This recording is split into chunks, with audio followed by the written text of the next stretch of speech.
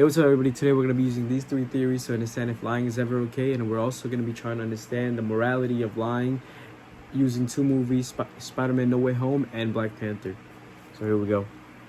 The first theory we're going to talk about is utilitarianism.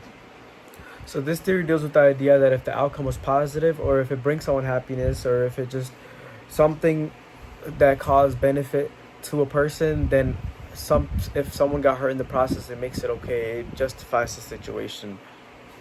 The next theory is deontology. So this example basically explains how some actions are always morally wrong. Doesn't matter if the outcome is positive or negative.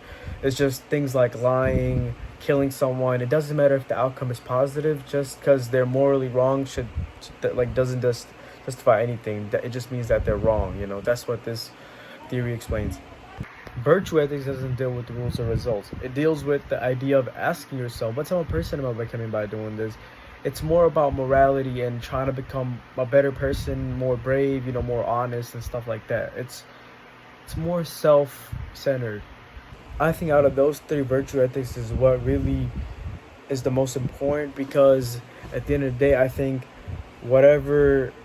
if the outcome is good or bad, I think something like lying could really affect your character and your morals. And I think it's important to look at what really you're fighting for and what's really important to you, because it could leave damage to you and your morals by doing some action, even if it's for a good cause. The example we could use is in Spider-Man No Way Home, when Spider-Man decides that he wants to erase his memory in people's heads to protect himself and his friends from everyone in the universe. His intentions were good, because he wanted what he thought would be the best, but it just caused more problems and it caused everything to fall apart.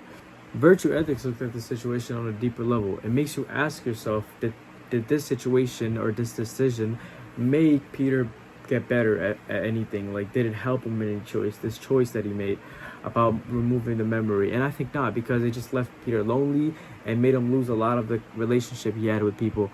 It also explains that lying doesn't always help all the time. Sometimes it can make things worse, even if you have a good intention.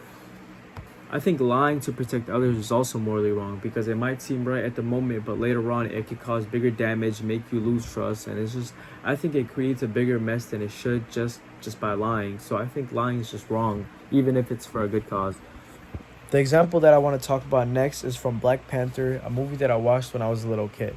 So it starts off with a father that killed his brother and hit his nephew to protect the city that they lived in, which is Wakanda. But just because of that lie, it created a future enemy for Wakanda. Deontology might say whatever he did was wrong. The actions he committed was wrong because he lied and he killed. He killed his brother, who was trying to threaten Wakanda, and he also abandoned his nephew and lied about it.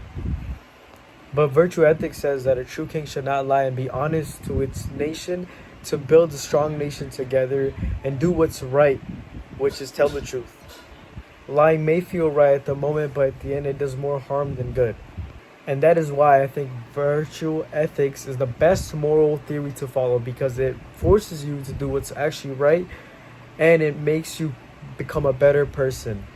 And we can see these examples in movies and in real life. So that's why I think we should all follow virtue ethics. Thank you.